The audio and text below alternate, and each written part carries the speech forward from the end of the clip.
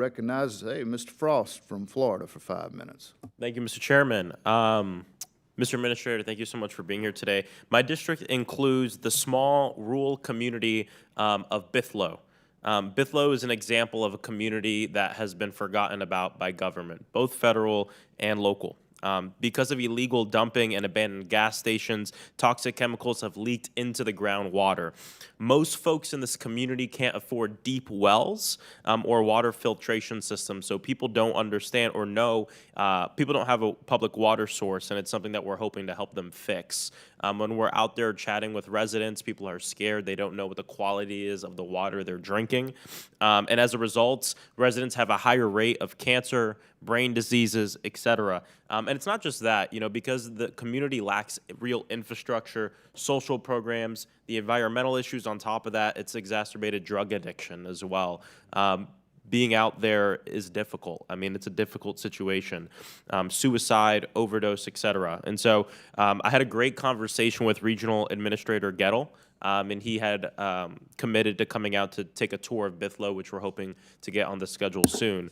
The communities with the greatest needs are oftentimes the ones without the resources, connections, or know-how of securing the funding needed to take care of these problems. So, Administrator, how does the EPA make sure that its grants, like the clean water and drinking water grants, reach small communities with limited experience with the federal grant-making process? Well, thank you for your leadership, and I appreciate your questioning. And there's a couple of things that I'd like to say. Thanks to the bipartisan infrastructure law and the Inflation Reduction Act, we have some resources that we can put to use to provide technical assistance to these communities so that they are in a competitive position to receive these resources. I'd like to say two things. The first is we have gone back and looked at our traditional funding at the state level through appropriations to see where the governors are spending their money. And we've added criteria in these evaluations to ensure that communities like the one you just listed have a seat at the table and can be competitive for these resources, and their decisions aren't made arbitrarily. So right now, there's a more competitive opportunity for communities like Bithlo to be seen and heard. There's $50 billion in water infrastructure resources coming through EPA to funnel to those communities.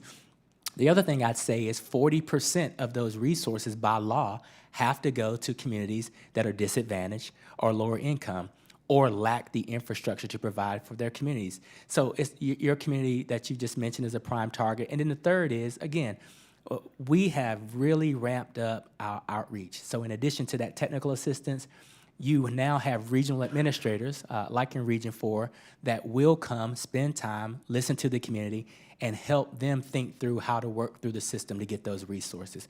We've got a whole holistic approach there. Yeah, thank you, Mr. Administrator. What can our office do ahead of the meeting with the regional administrator to make sure we're in the best place to have a productive visit, right? We'll get some good photos. Yeah. We'll show them around. But what can we do to prepare for it so we can have some real resources that come? I definitely think that your office should ask for a meeting, which I'll make sure happens.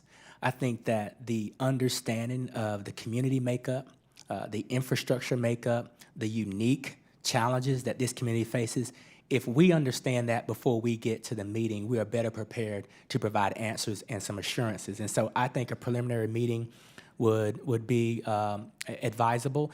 And listen, I think what we're learning is so many communities have been left behind that have so many different challenges. There isn't a one-size-fits-all. The best way we can be prepared is to be armed with the information. Thank you. What would a government shutdown mean for communities like Bithlo across the country having to live with undrinkable water, cancer-causing water? What would a government shutdown mean for those communities? We can't have meetings like the one you just said we're going to have. We can't have our regional experts go down to Bithlo and talk through how to solve these solutions. We can't send inspectors down to be sure that the water that they're drinking is safe. We can't look at those billions of dollars that we're dedicating to small rural communities to combat PFAS and other emerging contaminants. We cannot do this work. Communities will be left behind if the government shuts down, but those communities that are already disproportionately impacted will be further left behind. Thank you, Mr. Administrator, for being here today. I yield back.